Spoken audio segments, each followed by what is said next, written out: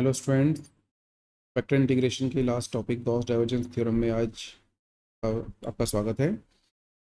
इस Gauss divergence theorem के पहले हमने स्टोक्स थ्योरम और ग्रीन्स थ्योरम के क्वेश्चन भी शेयर किए हैं। आई होप आपने दोनों वीडियो देखे होंगे और आपको दोनों टॉपिक समझ में भी आए होंगे। आइए स्टार्ट करते हैं हम आज का टॉपिक गॉस डाइवर्जेंस थ्योरम। पहले हम लिखते हैं statement Gauss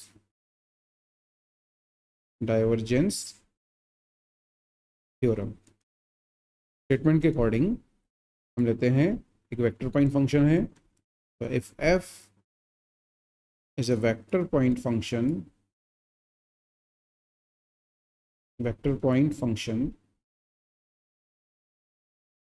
having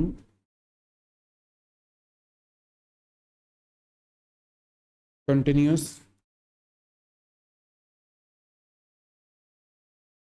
first order partial derivatives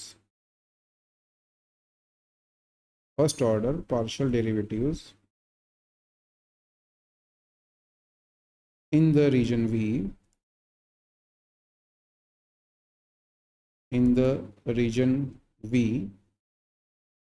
bounded by surface S, then by Gauss divergence theorem we can write the surface integral of vector f। surface integral को लिखते हैं double vector f dot n cap, and this is equal to the volume integral of divergence of vector f over the volume element। ठीक है, तो ये है statement Gauss divergence theorem का। Gauss divergence theorem is a relation between surface and volume integration. तो हमें surface integration volume integration दोनों ही आना चाहिए कैलकुलेट करना। उसके अलावा डाइवर्जेंस की भी जरूरत हमें पड़ेगी, तो डाइवर्जेंस निकालना भी आप लोगों को आना चाहिए। सरफेस इंटीग्रेशन, वॉल्यूम इंटीग्रल और डाइवर्जेंस तीनों के ही इंडिविजुअल वीडियो मैं ऑलरेडी शेयर कर चुका हूँ अपने चैनल पे। आपको नहीं आते हैं तो आप उनको देखकर हेल्प ले सकते हैं और सीख सकते हैं। जब तीनों ही चीज़ सरफेस, वॉल्यूम और डाइवर्जेंस निकालना आपको आता है तो हम गॉस डाइवर्जेंस थ्योरम के क्वेश्चन को कर सकते हैं। अब जब बात करते हैं एग्जाम की, तो एग्जामिनेशन में दो तरह के क्वेश्चन यहाँ पर पूछे जाते हैं। पहला क्वेश्चन आता है verification of Gauss divergence theorem. Verification किसी भी थ्योरम का है, चाहे वो गॉस डाइवर्जेंस थ्योरम का हो, स्टोक्स थ्योरम का हो या ग्रीन्स थ्योरम का। उस केस में हमें एलएचएस और आरएचएस दोनों को सॉल्व करना होगा और उन दोनों की वैल्यू सेम आना चाहिए। अगर दोनों वैल्यू सेम आती हैं एलएचएस आरएचएस की after solution, then we can say the theorem is verified. इसके अलावा अगर आपसे बोला जाता है evaluation of integral using Gauss divergence theorem और एनी अदर थ्योरम, तो उस केस में इवेल्यूएशन के केस में हमें एलएचएस सॉल्व नहीं करना है, हमें केवल आरएचएस ही सॉल्व करना है। आप क्वेश्चन को बहुत केयरफुली पढ़िए, क्योंकि स्टूडेंट जनरली मिस्टेक कर देते हैं। पूछा जाता है वेरिफिकेशन, वो केवल इवेल्यूएशन करके आते हैं, या कई बार इवेल्यूएशन बोला गया है वो वेरिफिकेशन कराते हैं। तो दोनों ही सिचुएशन में आपका काम सही नहीं होगा। ठीक है, तो आप क्लियर रहें, इंस्ट्रक्शंस को फॉलो करें। वेरिफिकेशन है then solve LHS RHS both, otherwise in case of evaluation just solve RHS of the given theorem. ठीक है, आइए अब मैं गॉस डाइवर्जेंस थ्योरम के समझने के लिए एक क्वेश्चन आपको यहाँ करके दिखा रहा हूँ। जो क्वेश्चन मैं ले रहा हूँ, मैं क्वेश्चन ले रहा हूँ वेरिफिकेशन का। तो क्वेश्चन है हमारे पास, verify Gauss divergence theorem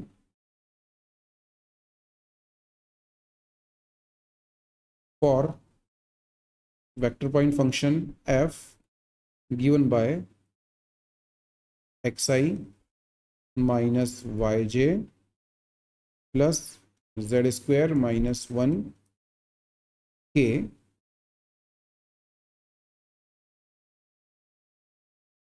over the surface S bounded by planes z is equal to 0, z is equal to 1 and x square plus y square is equal to 4। ठीक है, सबसे पहले आप क्वेश्चन को समझिए। यहाँ पर हमें बोला गया है verification of Gauss divergence theorem, हमें वेरीफाई करना है। It means LHS RHS of the theorem दोनों ही हमको सॉल्व करना है। वेक्टर पॉइंट फंक्शन आपको दिया गया है और आपसे बोला गया कि जो सरफेस है this surface is bounded by planes z is equal to 0 and 1 and x square plus y square is equal to 4। तो ये जो देख रहे हैं x square plus y square is equal to 4 एक सर्कल है और z इज इक्वल टू 0 और z इज इक्वल टू 1 हम हाइट या उसकी ऊंचाई मान सकते हैं। तो in this case this surface और the volume generated is the volume of the cylinder.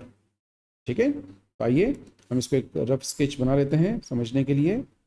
तो एक स्फीयर सर्कल आपने लिया, सर्कुलर टॉप है इसका, इसका कर्व्ड एरिया और इसका बॉटम जो भी सर्कल होगा।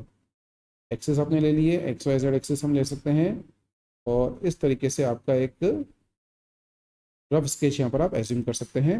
हम मान लेते हैं ये एक्स एक्सिस है, ये वाई एक्सिस है और ये जेड एक्सिस है एंड द जो रीजन आपको दिए गए हैं सरफेसेस वो हम लिखते हैं। तो ये जो बॉटम सरफेस है this indicates z is equal to 0 को इंडिकेट करती है and circular surface x square plus y square is equal to 4 को रिप्रेजेंट करती है।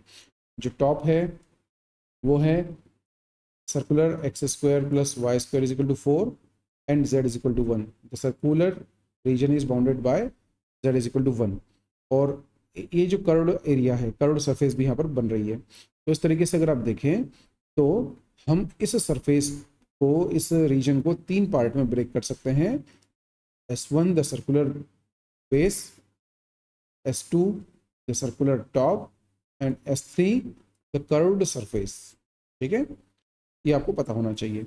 अब हम गॉस डाइवर्जेंस थ्योरम का स्टेटमेंट लिखते हैं। तो उसके अकॉर्डिंग हम क्या जानते हैं, हम लिखते हैं by Gauss divergence theorem the surface integral of vector f dot n cap ds is equal to volume integral of divergence of vector f dv। Right, अब हमें LHS सॉल्व करना है सबसे पहले। जब हम LHS सॉल्व करने जा रहे हैं, LHS में दिया गया है आपको surface integral of vector f dot n cap ds। Surface integral vector s का हमको लेना है, वेक्टर f का लेना है। अब मैंने अभी क्लियर किया आपको, this surface s is composed of 3 parts, circular base S1, circular top S2 and the curved area S3। तो ये जो सरफेस इंटीग्रल है ये हम 3 पार्ट में ब्रेक करते हुए लिख सकते हैं। S1 के अलॉन्ग आपको सरफेस इंटीग्रल कैलकुलेट करना होगा वेक्टर f का। उसी तरीके से हमें S2 के अलॉन्ग भी सरफेस एरिया निकालना होगा वेक्टर f का और आपको S3 के अलॉन्ग भी वेक्टर f का सरफेस एरिया कैलकुलेट करना होगा। राइट, तो now we are evaluating for S1। अब मैं तीनों इंडिविजुअल S1 S2 S3 के अलॉन्ग आपको इंटीग्रेट करके बता रहा हूँ। तो हम सबसे पहले लेते हैं the surface integral along S1 over S1। अब S1 के अलॉन्ग अगर आप देखें तो यहाँ पर क्या हो रहा है, S1 में आपको दिया गया है z is equal to 0। Right, z is equal to 0 दिया गया, मतलब z प्लेन एब्सेंट है तो z की वैल्यू आप इस वेक्टर में रख देंगे। इसके अलावा हमें जब सरफेस इंटीग्रल निकालना है तो यहाँ पर आपको लगेगा n कैप। अब देखिए this is the bottom surface है ना, बेस है सिलेंडर का। तो बेस के लिए क्या करना होगा, we have to take the normal vector along the base. तो वो डाउनवर्ड डायरेक्शन में आएगा। डाउनवर्ड डायरेक्शन में z के अलोंग जो नॉर्मल वेक्टर बनेगा वो बनेगा माइनस के कैप। ठीक, तो यहाँ से आप देखिए n कैप की वैल्यू कितनी आ जाएगी, माइनस के कैप। इनको आप रख दीजिए अपने सरफेस इंटीग्रल में। तो मैं यहाँ से लिख सकता हूँ the surface integral over S1 vector f लिखते हैं। वेक्टर f की वैल्यू है xi minus y j, z की जगह 0 रख दिया तो माइनस का k बच जाएगा ठीक है, क्योंकि z इज इक्वल टू 0 दिया गया है, वेक्टर एफ में आपने वैल्यू पुट की। एन कैप की वैल्यू है minus k cap and d s की जगह क्या जाएगा अब, d x d y upon n cap dot k cap. N cap की वैल्यू है माइनस के कैप, तो यहाँ पर आप ले सकते हैं k cap dot k cap. This will be, यहाँ पर क्या आएगा, n cap dot k cap that is minus k cap dot k cap. अब जब हमने इसको सॉल्व किया तो इसके सॉल्यूशन की वैल्यू देखिए क्या आती है। तो हियर वी हैव, दोनों का डॉट प्रोडक्ट ले लीजिए आप। तो these are two vectors, vector F and n cap. तो डॉट प्रोडक्ट है, it will be surface integral over S1 i dot k 0 J dot k 0 हो जाएगा, के डॉट के 1 होगा, तो ये प्लस का 1 आ जाएगा। ठीक है, 1। और जब मॉड्यूलस लेंगे आप के डॉट के का, तो ये भी प्लस का 1 आ जाएगा। तो यहाँ पर मेरे पास बचेगा केवल d x d y, right. और ये जो है, this is indicating the area of surface S1। अब डायरेक्टली आप देखें S1 is the circular reason, तो मैं यहाँ से इसका एरिया, सर्कल का एरिया ले सकता हूँ, x square plus y square equal to 4, जिसकी रेडियस 2 है। तो हम यहाँ से डायरेक्टली लिख सकते हैं pi r square is 4 pi is the area. अगर आप चाहें तो यहाँ पर इसको पोलर फॉर्म में कन्वर्ट करते हुए सॉल्व कर सकते हैं। ठीक है, मैं डायरेक्टली अभी यहाँ पर फिलहाल ले रहा हूँ 4 पाई, पाई आर स्क्वायर, पाई की वैल्यू 2, आर रेडियस की वैल्यू 2 है, आर इज 2, तो pi r square is the value over S1।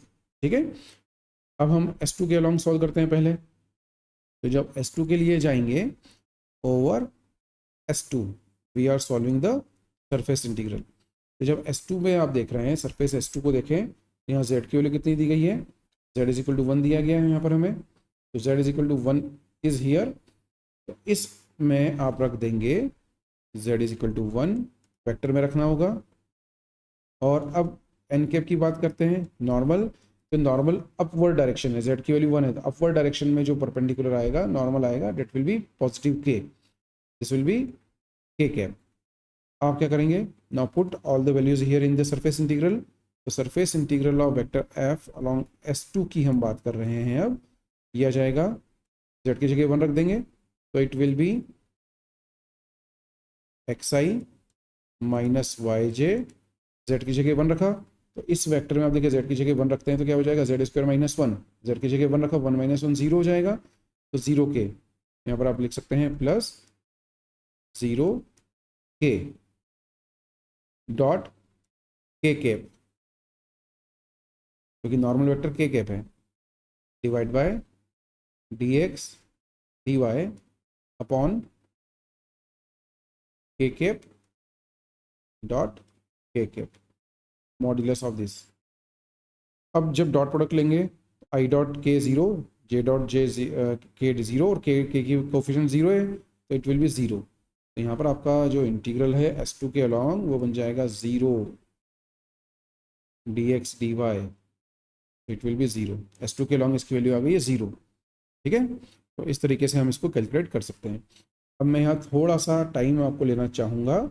ये जो कैलकुलेशन हमने यहाँ की है 4 पाई, अगर आपको किसी को डाउट है तो हम यहाँ पर ऐसा भी कर सकते हैं, मैं इस इंटीग्रल को पोलर फॉर्म में कन्वर्ट कर सकता हूँ। ये करने की जरूरत नहीं है, आप डायरेक्टली एरिया ऑफ सर्कल लिख सकते हैं यहाँ पर, this is area of circle. ठीक है, अदरवाइज हम पोलर कोऑर्डिनेट में कन्वर्ट करते हुए इसको लिख सकते हैं आर डी थीटा। आर की लिमिट हो जाएगी, आर की लिमिट हो जाएगी 0 to 2, थीटा की लिमिट हो जाएगी 0 to 2 पाई। और इस तरह से यहाँ पर आप इंटीग्रेट कर सकते हैं 0 to 2 pi D theta, and it will be 0 to 2 are d are. यहाँ पर जब हम इंटीग्रेट करेंगे तो थीटा के रिस्पेक्ट में लिमिट रखते हुए आ जाएगा 2 पाई, यहाँ से मिल जाएगा, and here we have r square by 2, r square by 2 की जब वैल्यू रखेंगे तो 2 स्क्वायर बाई 2 आ जाएगा, और फाइनली इसकी वैल्यू यहाँ से 4 पाई मिल जाएगी। तो वही है जो मैंने अभी आपको सॉल्व करके दिखाया। तो इस तरीके से आप S1 को यहाँ कैलकुलेट कर सकते हैं। हालांकि रिक्वायरमेंट नहीं है, बट फिर भी करना चाहें तो आप ऐसा कर सकते हैं। ठीक है, तो आइए अब हम S3 के अलॉन्ग इसको इंटीग्रेट करते हैं। अब S3 के लिए आप ध्यान देना होगा, S3 द कर्व्ड सरफेस। ठीक है, तो जैसे नॉर्मल वेक्टर अभी आपने -k और +k ले लिया था, अब हमें कर्व्ड सरफेस x² + y² = 4 के लिए नॉर्मल वेक्टर पहले निकालना होगा। ठीक है, फिर हम S3 को कैलकुलेट कर पाएंगे। तो now for S3, over S3 we are evaluating the surface integral over S3। S3 के लिए जब आप सॉल्व कर रहे हैं तो सरफेस है curved area, curved surface area. ठीक है, तो कर्व्ड सरफेस है हमारे पास x² + y² = 4। यहाँ से हम मान सकते हैं late y = x² + y² - 4। Normal vector निकाल लीजिए आप। तो हम यहाँ n वेक्टर निकालेंगे, तो यहाँ पर n वेक्टर क्या हो जाएगा, here n vector = gradient of phi. Gradient of phi ले लीजिए। ग्रेडियंट ऑफ फाई होता है del डॉट x² + y² - 4। जब हम इसको सॉल्व करके लिखते हैं, आप सभी को डेल ऑपरेटर पता होगा, तो यह जाएगा यहाँ से i del x of x² + y² - 4 plus j del y of x² + y² - 4 plus k cap del z of x² + y² - 4। Differentiate किया पार्शली, तो जो वेक्टर मिलेगा n वेक्टर, वो बनेगा 2xi। यहाँ से y के लिए डिफ्रेंशिएट किया 2yj, z के लिए कुछ है ही नहीं तो 0 हो जाएगा। This is n vector, right. n cap निकालना है हमें, n cap will be n vector divided by modulus of n। इसको लिखेंगे हम, 2 कॉमन ले लेते हैं सबसे, तो xi + yj divide by coefficient इनके ले ली, तो यहाँ से आ जाएगा 2x²। तो 2x² + 2y²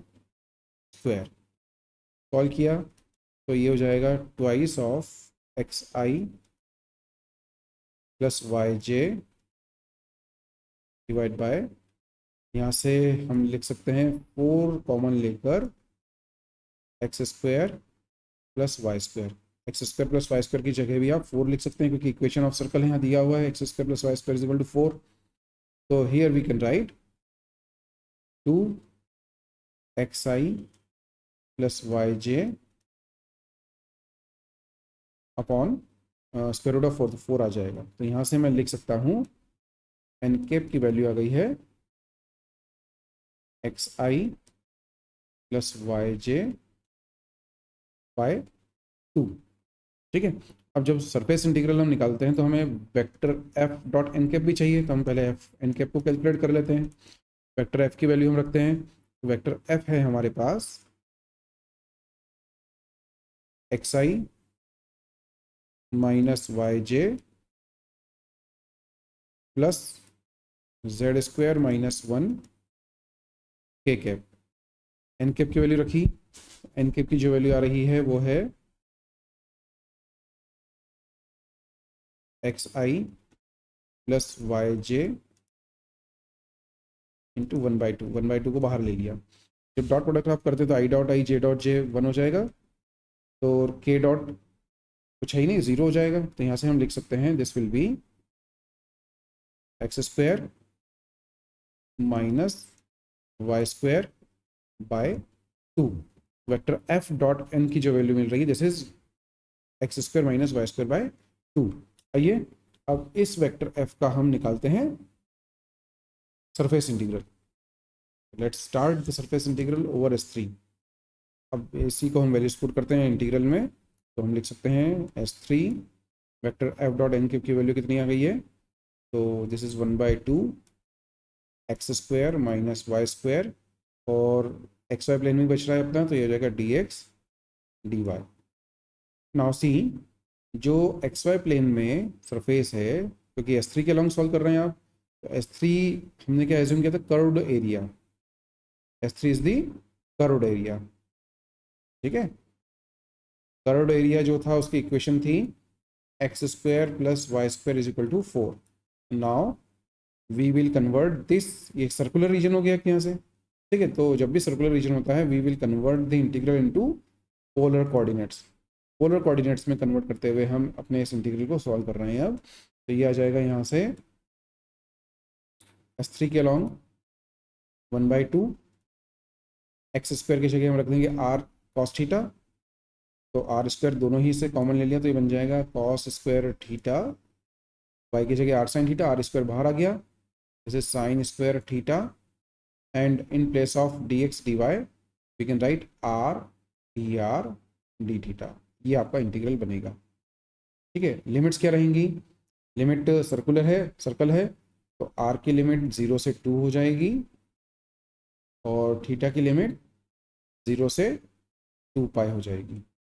now put this limits and integrate. तो यहाँ पर हम इसको थोड़ा सिंप्लीफाई कर लेते हैं पहले। तो क्या बन जाएगा देखिए, this is 1/2 r cube, cos square theta minus sine square theta की जगह हम क्या लिख सकते हैं, कॉस 2 थीटा का फॉर्मूला ही है, तो we can write here cos 2 theta d r d theta. Now we can separate the integral here. तो 1/2 इज आउटसाइड द इंटीग्रल, एक इंटीग्रल आर के लिए बना देते हैं। तो आर की लिमिट है 0 to 2 r cube d r, ये सेपरेबल है इंटीग्रल अभी, इसलिए हम इसको सेपरेट करके लिख पा रहे हैं। थीटा की लिमिट है 0 to 2 pi, and the function is cos 2 theta d theta. Integrate करते हैं, so it will be now 1/2 r cube by r to the power 4/4, limit of the integration 0 to 2 into यहाँ cos theta. तो cos को जब integrate किया तो cos का integration हो जाएगा sine 2 theta by 2, sine 2 theta by 2। Limits हैं 0 to 2 pi. Now put the limits and solve. तो यहाँ से बनता है, आपने रखा it will be 1/2, upper limit के केस में बन जाएगा, तो it can be written as 2 to the power 4/4 into, यहाँ पर आपने देखा थीटा की जगह 2 पाई, तो it will be sine 4 pi. तो साइन 4 पाई की वैल्यू कितनी हो जाएगी, this will be sine 4 pi by 2, right. अब आप देखिए वैल्यू रखिए। So what we will have here, 3 के अलॉन्ग जब आपने सॉल्व किया, नाउ इंटीग्रेटेड, वैल्यू रखी, तो साइन एन पाई की वैल्यू 0 होती है, तो we know that sine n pi is equal to 0। तो यहाँ पर इसकी कंप्लीट वैल्यू हो जाएगी 0, राइट। अब इस तरह से अगर आप जो सरफेस इंटीग्रल हमने सॉल्व किए हैं, इंटीग्रल अलॉन्ग S1, क्योंकि हमें क्या करना था, LHS सॉल्व करना था। LHS में हमारे पास surface integral of vector F dot n cap d s था, इसको हमने S1 के अलॉन्ग इंटीग्रेट किया,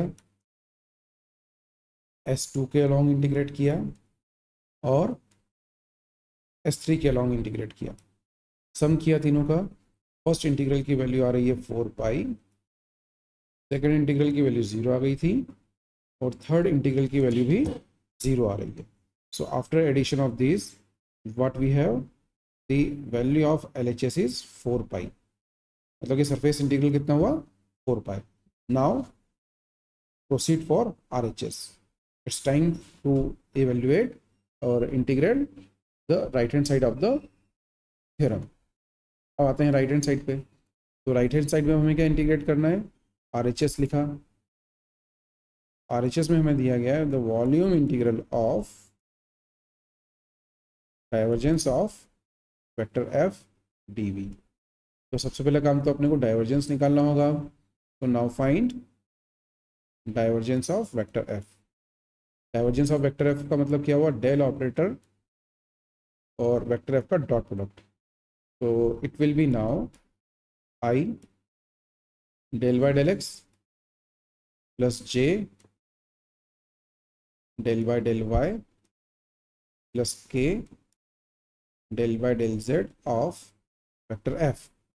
वेक्टर एफ क्या है हमारे पास, vector F is x i minus y j plus z square minus one के cap. Take the dot product, तो ये बन जाएगा आई आई जे के का डॉट प्रोडक्ट हो जाएगा। तो it will be now del by del x of x minus del by del y of y plus del by del z of z square minus one. It will be one minus one plus two z. तो finally divergence of f की जो value आ रही है, that value is twice of z. ठीक, अब हम क्या करेंगे, तो आर एच एस में वैल्यू रखते हैं। There for I can write the triple integral और the volume integral of two z d v. D v की जगह आ जाएगा d x d y and d z. ठीक है, अब इंटीग्रेट, जेड की लिमिट आपको दी गई है 0 to 1। ठीक है, क्योंकि हमें क्या दिया गया है, नाउ वॉल्यूम क्या है, this is bounded by z is equal to 0। Equation दिया गया है क्वेश्चन में, z is equal to 1 and x square plus y square is equal to 4। इसका मतलब ये हुआ कि जेड की लिमिट आप 0 to 1 ले लेंगे और एक्स और वाई के लिए सर्कल की जो सरफेस है उसको आप कंसिडर करेंगे। तो now we are evaluating for z first. तो जेड के लिए आपने जब इसको इंटीग्रेट किया और जो सरफेस एस है वो सर्कल बन गया यहाँ पर। तो 0 to 1 is the limit for Z, to z D Z D x d Y. इसको हमने इंटीग्रेट किया जेड के लिए, तो we have double integral over S, Z का इंटीग्रल हो गया 2z स्क्वायर बाई 2, लिमिट है 0 to 1 d x d y. Further आप सॉल्व करते हैं आगे, तो यहाँ से क्या बन जाएगा अब, तो here we can write the surface integral over S, 2 से 2 कैंसिल कर दिया यहाँ पर आपने, तो 2 and 2 are cancel out here and we have 1 और d x d y. Again जो सरफेस एस है this is a circular region. ठीक है, तो ये फिर से एरिया को रिप्रेजेंट करता है और एरिया यहाँ पर आप जब कैलकुलेट करेंगे एरिया ऑफ सर्कल में यहाँ लिख सकता हूँ this representing the area of x square plus y square is equal to 4। तो यहाँ से वैल्यू आ जाएगी, आर की वैल्यू 2 आ गई, पाई आर स्क्वायर, वैल्यू इज 4 पाई। आप चाहें तो उसको पोलर कोऑर्डिनेट्स में कन्वर्ट करते हुए आर डी थीटा 0 to 2 और 0 to 2 पाई के लिए भी सॉल्व कर सकते हैं। तो इस तरीके से अब हमने क्या देखा, आर एच एस की वैल्यू भी हमने सॉल्व की है। So here I can write the value of R H S is equal to 4 pi. L H S की वैल्यू कितनी आ रही थी, L H S is also 4 pi. तो here we can say the surface integral of vector f dot n cap ds is equal to volume integral of divergence of vector f, right? So hence proved या hence verified। तो इस तरीके से कोई भी question अगर आपसे पूछा जाता है गॉस डाइवर्जेंस के वेरिफिकेशन का, तो हमें ऐसे ही क्वेश्चन को वेरीफाई करना होगा। अगर मान लीजिए एवेल्यूएट बोला गया, evaluate using Gauss divergence theorem, तो जितना स्क्रीन पर अभी दिख रहा है कि उतना ही काम करना होता है, बहुत कम काम करना होता है। वेरिफिकेशन के केस में आपको एलएचएस सरफेस इंटीग्रल और आरएचएस वॉल्यूम इंटीग्रल दोनों को सॉल्व करना होगा। ठीक है, आज के वीडियो में इतना ही रखते हैं और हमने बीटेक के M2 के सारे टॉपिक्स लगभग अपने वीडियोस में कवर कर लिए हैं। इनकेस अगर कोई टॉपिक छूट गया हो और आप उसको पढ़ना चाहते हो तो आप मुझे मैसेज डाल दें, इन्फॉर्म कर दें, then I will prepare the video for that particular topic. And thank you very much. अगर आपने चैनल सब्सक्राइब नहीं किया है तो आप चैनल सब्सक्राइब कर लें और कोई भी सजेशंस हैं, so your suggestions are most welcome. Thank you very much. Have a nice day.